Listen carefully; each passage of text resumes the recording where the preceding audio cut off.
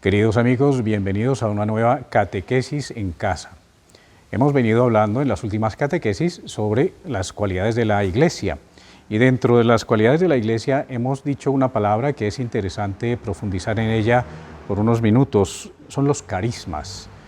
Los carismas, la palabra carisma, charis, viene del griego y significa pues regalo, pero indica también pues riqueza.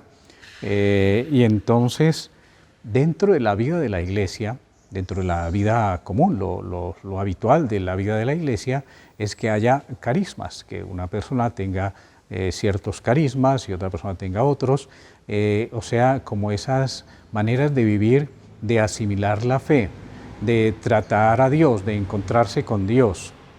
Podemos decir que todos tenemos carismas.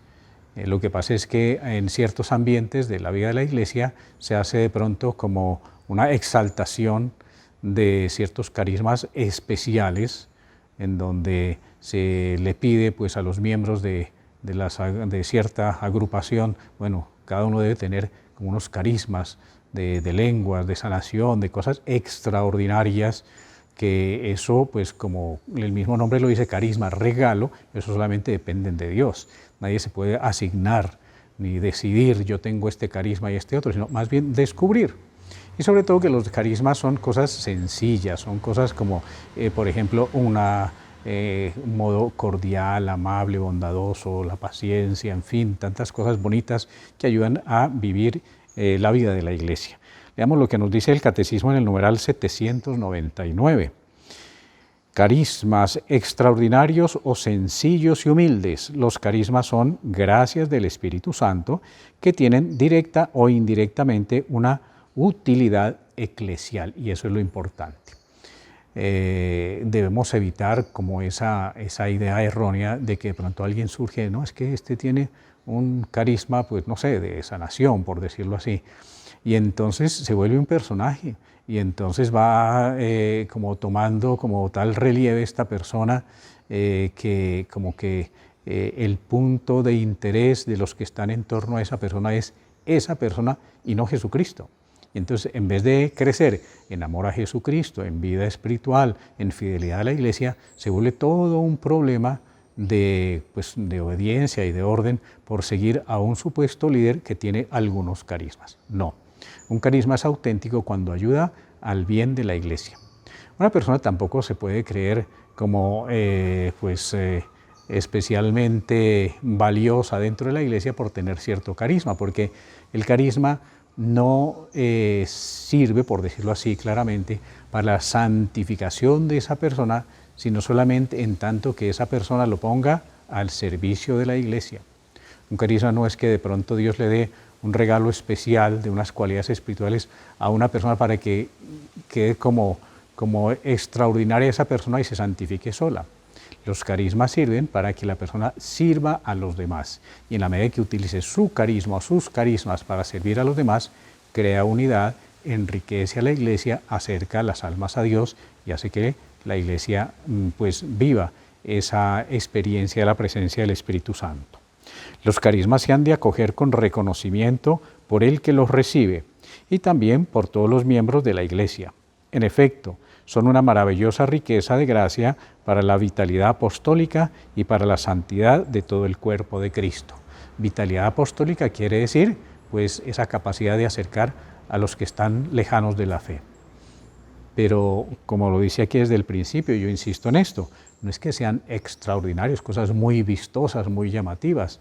Generalmente, pues, son cosas sencillas, modos de ser, formas de poder hablar, facilidad de palabra, una cierta amabilidad que refleja y que facilita el diálogo con otros. Hay muchos carismas, diversos carismas, todos por esa presencia del Espíritu Santo tenemos los carismas que necesitamos.